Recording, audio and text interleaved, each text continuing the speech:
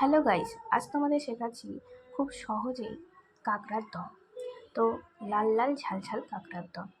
তো প্রথমে তেলটা হালকা গরম হয়ে এলে আলুগুলো দিয়ে তাতে আলুগুলো ভালো করে ভাজার পর তাতে নুন আর হলুদ দিয়ে ভালো করে লাল লাল করে ভেজে নিতে হবে। যতক্ষণ না আলুটার লালচে কালার আসছে ততক্ষণ কিন্তু একটু ভাজবে ভালো করে। ভাজার পর আলুগুলোকে তুলে রাখবো।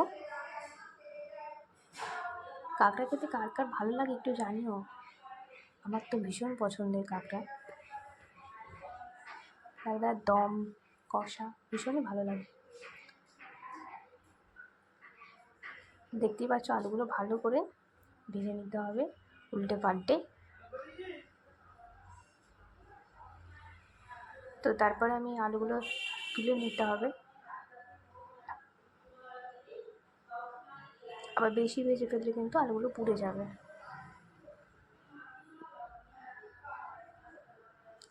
আলুগুলো তোলার পর যে তেলটা বেজেছিল তাতেই কাঁকড়াগুলো ভেজে নেব। আমি এখানে 4টে কাঁকড়া দিয়েছি।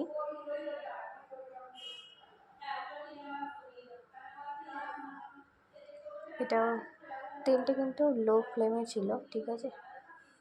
তো তারপরে কাঁকড়াগুলো দেওয়ার পর লো টু মিডিয়াম ফ্লেমে ভালো করে ভেজে নিয়েছি।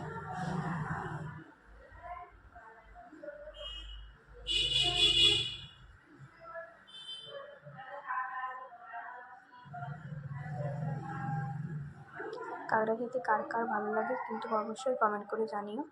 আর ভিডিওটা যদি ভালো লেগে থাকে তাহলে অবশ্যই লাইক শেয়ার সাবস্ক্রাইব করে দিও।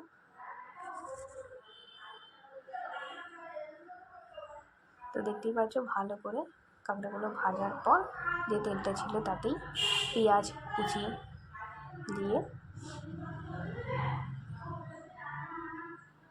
যেহেতু দম হচ্ছে কাঁকড়ার দম, তো একটু পেঁয়াজের পরিমাণটা বেশি দেবে, অনেকটা মাংসের মতোই হয়, কষতে হবে।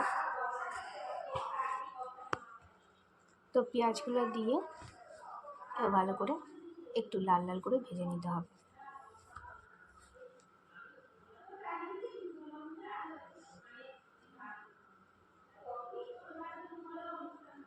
তেলটা একটু কম হয়ে গেছে তাই একটু তেল দেওয়া হলো।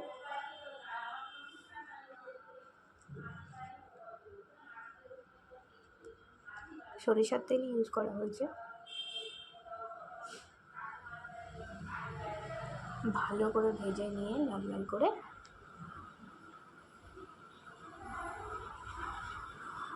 দেন আমি এতে একটু অল্প পরিমাণে চিনি ইউজ করছি, তাহলে কালারটাও ভালো আসে পেঁয়াজের সাথে চিনি ভাজলে। দেন এখানে লঙ্কা আদা রসুন টমেটো পাতা পেস্ট আছে সেটা দিয়ে ভালো করে কষিয়ে নিতে হবে। এই কষানোই কিন্তু কাজ, যত তুমি কষবে তত কিন্তু টেস্ট এনহ্যান্স হবে, যেমন মাংসের ক্ষেত্রেও হয়ে থাকে। ভালো করে কষিয়ে নিতে হবে।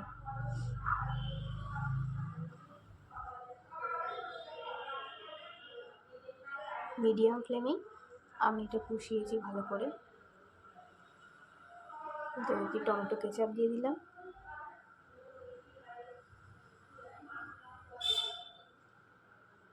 মিক্সড করে নিয়ে ভালো করে নাড়তে থাকবে। খুন্তি কিন্তু কন্টিনিউ চালিয়ে যেতে হবে, তবে তার টেস্ট কিন্তু দ্বিগুণ হবে। তো এবারে আমি দিয়ে দিলাম কাশ্মীরি রেড চিলি পাউডার। কালারটা খুব ভালো হয়, এতে কিন্তু ঝাল হয় না, কেবল কালারটা দারুণ আসে। দেন অল্প পরিমাণে হলুদ,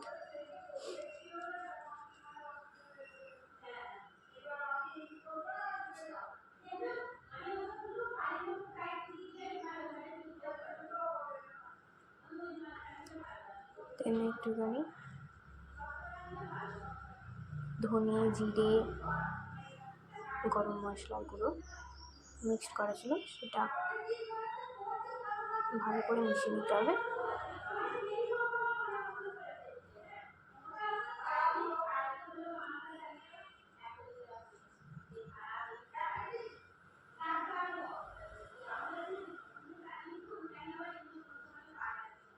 সরি, ওটা ছিল গোলমরিচ গুঁড়ো। হ্যাঁ,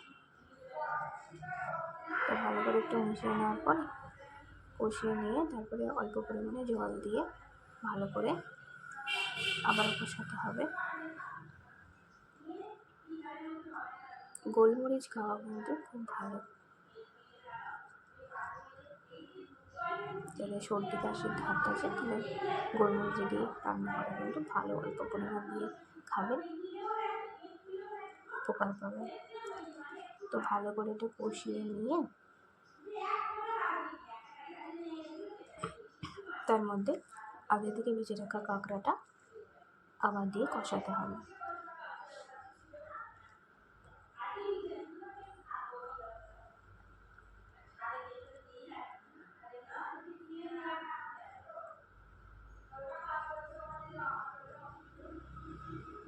ভালো করে কষিয়ে নেওয়ার পর তারপর ভেজে রাখা আলুটাও দিয়ে দেবো, দিয়ে ভালো করে আবার কষাতে হবে।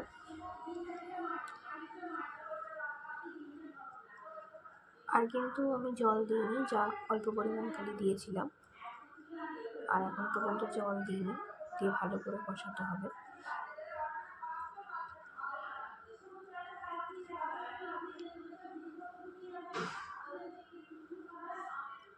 এবার জলটা দিয়ে ভালো করে নাড়িয়ে নিতে হবে। এরপর দিন আমি একদিন কাঁকড়া কষা করে দেখাবো। কাঁকড়ার যে কোনো আইটেম কিন্তু আমার খুব পছন্দ। তো ভালো করে এটা কষিয়ে নিয়ে ঢাকা দিয়ে দেবে, দিয়ে ঢাকনা খুলে দেখতেই পাচ্ছ, দেখেই খেতে ইচ্ছা করবে। দেন এতে ধনে, জিরে, গরম মশলা গুঁড়োটা দিয়ে দেবো। দিয়ে একটু অল্প পরিমাণ ঘি দিয়ে ভালো করে নাড়িয়ে নিয়ে